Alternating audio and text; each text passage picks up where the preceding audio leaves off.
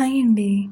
Last weekend నేను మా ఫ్యామిలీతో కలిసి ఒక అందమైన మామిడి తోటకి వెళ్ళాం. లోపలికి వెళ్ళగానే చాలా మామిడి చెట్లు కనిపించాయి. అందులో ఒక్క మామిడి చెట్టుకి మాత్రం ఫుల్లుగా కాయలు ఉన్నాయి. ఫిబ్రవరిలోనే చెట్టు నిండా ఇంత కాయలు ఉండడం చూసి చాలా అనిపించింది. మా బాబు తోటలో నడుస్తూ, చెట్లను చూస్తూ చాలా ఎంజాయ్ చేశాడు.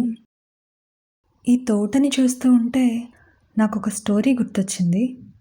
ఒకరోజు ఒక చిన్న బాబు మొబైల్‌లో గేమ్ ఆడుతూ తోటలోకి వచ్చాడు. అతనికి చెట్లు, పూలు ఏం కనిపించలేదు. ఫోన్ చూస్తూనే ఉన్నాడు. అప్పుడు గాలికి ఒక చిన్న మామిడికాయ అతని దగ్గరలో పడింది.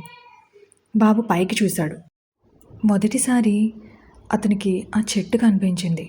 పచ్చని ఆకులు, చిన్న చిన్న కాయలు, చల్లని నీడ చూసి అతను ఫోన్‌ను మర్చిపోయాడు.